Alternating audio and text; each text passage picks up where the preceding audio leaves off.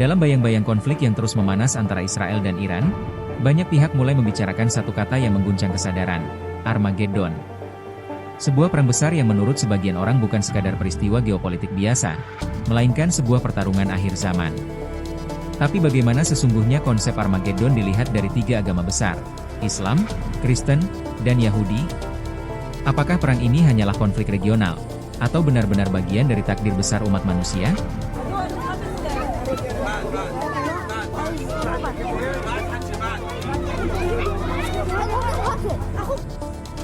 Dalam ajaran Islam, terutama dalam hadis-hadis eskatologis, akhir zaman ditandai dengan munculnya berbagai fitnah dan peperangan besar.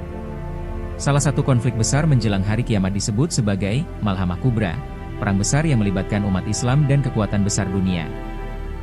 Beberapa ulama mengaitkan Malhamah Kubra ini dengan konflik global yang melibatkan Timur dan Barat, dan tak jarang menyebut Israel sebagai representasi dari kekuatan Dajjal, simbol penipuan dan kejahatan besar menjelang hari kiamat. Sedangkan Iran, dalam banyak narasi Syiah, melihat dirinya sebagai pembela Imam Mahdi, sang juru selamat akhir zaman.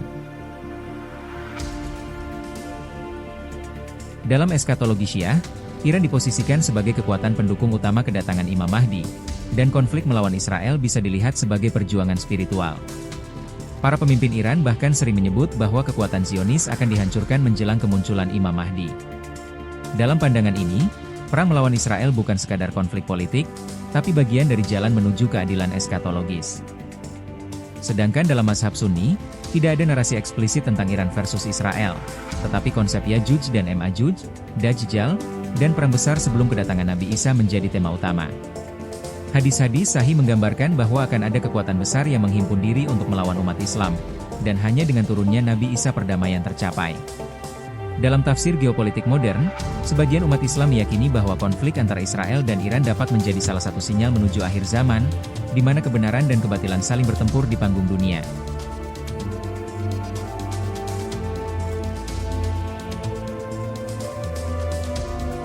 Dalam kekristenan, terutama dalam kitab Wahyu, Revelation, di Perjanjian Baru, Armageddon disebut secara eksplisit. Nama Armageddon berasal dari bahasa Ibrani Har Megiddo, yang berarti Gunung Megiddo, lokasi di utara Israel yang dipercaya akan menjadi medan tempur antara kekuatan kebaikan dan kejahatan. Dalam teologi Kristen, khususnya aliran evangelis dan dispensasionalisme, konflik Israel dengan kekuatan dari timur seringkali dikaitkan dengan Persia kuno, Iran modern, Rusia, atau bahkan Tiongkok, dilihat sebagai bagian dari nubuatan. Israel dianggap sebagai pusat rencana Tuhan, dan kebangkitan Israel sebagai negara pada tahun 1948 dipandang sebagai penggenapan nubuatan. Iran, sebagai negara yang menentang keberadaan Israel, secara teologis diposisikan sebagai bagian dari Gog dan Magog, dua bangsa jahat yang disebut dalam kitab Yehezkiel dan Wahyu, yang akan menyerang Israel menjelang kedatangan kedua Yesus Kristus.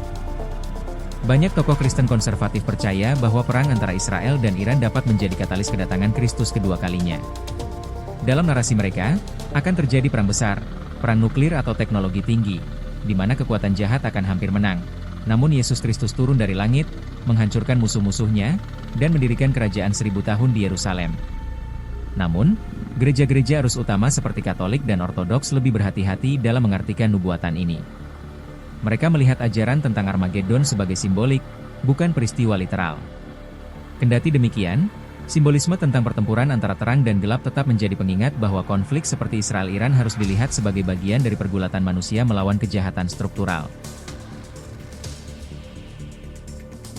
Dalam tradisi Yahudi, konsep akhir zaman dikenal dengan sebutan Ahrit Hayamim, hari-hari terakhir. Kitab-kitab Nabi seperti Yesaya, Zaharia, dan Yehezkiel menyebut adanya perang besar yang akan melanda bangsa Israel sebelum kedatangan Masyiach, Mesias. Yehezkiel pasal 38 dan 39 secara khusus menyebut nama-nama bangsa seperti Gog dari tanah Magog, yang akan menyerang Israel dari utara. Sebagian interpretasi modern mengidentifikasi Gog dan Magog sebagai kekuatan asing seperti Iran atau Rusia yang suatu hari akan meluncurkan serangan besar ke Israel. Bagi kaum religius Yahudi, Iran dipandang sebagai ancaman eksistensial dan spiritual. Retorika pemimpin Iran yang mengancam akan menghancurkan Israel ditafsirkan bukan hanya sebagai ancaman militer, tapi sebagai ancaman terhadap rencana Tuhan atas bangsa pilihannya. Namun, penting dicatat bahwa tidak semua Yahudi percaya bahwa perang besar akan terjadi dalam bentuk militer. Beberapa mazhab melihat Armageddon sebagai perang moral dan spiritual antara nilai-nilai ilahi dan nilai-nilai kafir.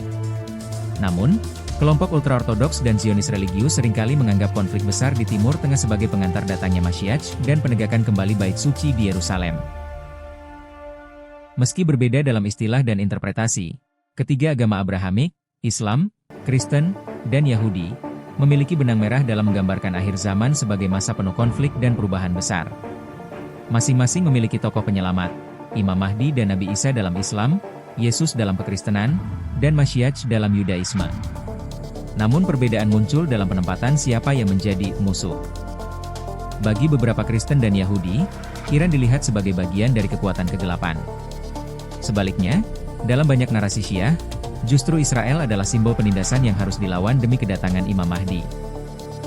Armageddon bukan hanya soal bom nuklir atau pertempuran militer di gurun pasir. Ia adalah cermin dari pergulatan spiritual, politik, dan identitas umat manusia. Ketika Israel dan Iran saling mengancam, dunia menyaksikan bukan hanya dua negara berkonflik, tetapi dua simbol sejarah dan kepercayaan yang saling berhadapan. Apakah kita sedang menuju Armageddon yang sebenarnya? Ataukah narasi-narasi ini hanyalah tafsir yang membesar-besarkan konflik geopolitik yang bisa dihindari?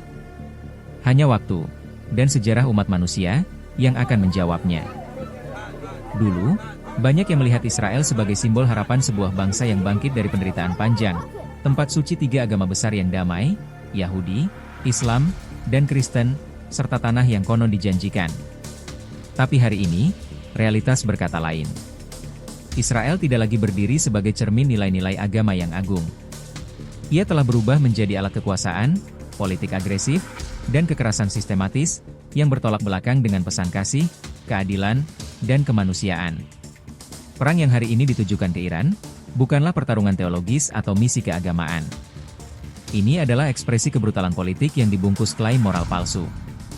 Bom-bom tidak dijatuhkan atas nama Tuhan, melainkan atas nama dominasi regional, kontrol atas sumber daya, dan paranoia kekuasaan. Jika Israel mengklaim membela agama, maka agama yang mana yang membenarkan pembunuhan ilmuwan, sanksi terhadap rakyat sipil, atau operasi militer di wilayah asing yang merenggut nyawa orang-orang tak bersalah? Tidak ada dalam Taurat, Injil, atau bahkan Al-Quran yang memerintahkan penindasan terhadap sesama manusia demi rasa takut. Tidak ada nabi yang membenarkan penghancuran terhadap sebuah bangsa hanya karena perbedaan ideologis. Justru sebaliknya, para nabi berdiri bersama yang tertindas, menyuarakan damai di tengah konflik, dan menyelamatkan manusia dari kehancuran. Bisa jadi, Armageddon sejatinya bukan pertempuran di medan fisik, melainkan perjuangan dalam batin manusia, antara kebencian dan kasih, antara nafsu kuasa dan kesadaran nurani. Tafsir literal atas nubuatan perang seringkali justru menciptakan perang itu sendiri. Kita mempercepat kehancuran, bukan karena kehendak Tuhan, tapi karena tafsir kita yang sempit dan penuh dendam. Padahal, tidak ada satupun ajaran ilahi yang ingin dunia ini hancur oleh tangan manusia sendiri. Barangkali, yang Tuhan harapkan dari kita bukanlah kesiapan untuk berperang, tapi keberanian untuk mengampuni, memahami, dan membangun dunia yang lebih adil. Armageddon tidak harus menjadi akhir dunia. Ia bisa menjadi akhir dari kebencian, fanatisme, dan kekerasan, asal kita mau menafsir ulang, melihat pesan spiritualnya, dan bukan mengartikannya sebagai izin untuk saling membunuh. Karena dalam setiap agama, dalam setiap wahyu, yang paling sakral bukanlah peperangan, melainkan kemanusiaan itu sendiri.